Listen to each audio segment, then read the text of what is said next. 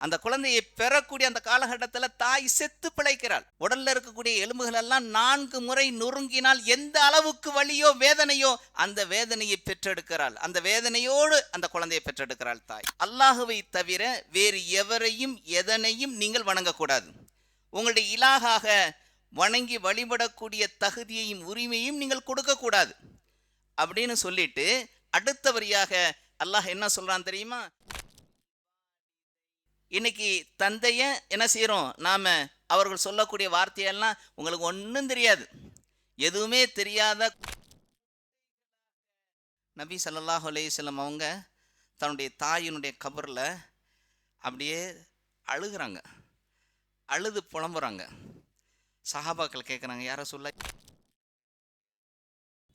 10 கிலோல இருந்து 15 கிலோ அந்த பெண் என்ன செய்யறா? வயிற்றுல தாங்கி தாங்கி தாங்கி அந்த குழந்தைய வளர்க்குறா.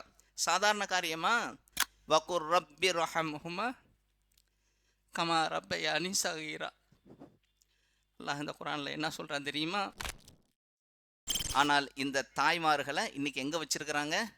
எங்க வச்சிருக்கிறாங்க? முதியோர் இல்லங்களில் வச்சிருக்கிறாங்க, அல்லது ரோட்டில் விட்டுருக்குறாங்க, பிளாட்ஃபார்மில் விட்டுருக்குறாங்க.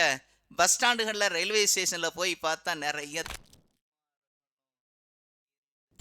பார்க்குற போது கதறி அழுகிறார். எல்லாம் நல்லா வளர்த்தேன் பாய், எல்லா சொத்துக்கள் சுகங்களோடு இருந்தேன், எல்லா சொத்துக்கள் சுகங்களையும் என் பிள்ளைகள் பேரில் எழுதி வச்சேன். வந்தவர் இடத்துல நபி ஸல்லல்லாஹு அலைஹி வஸல்லம் என்னன்னு கேட்குறாங்க?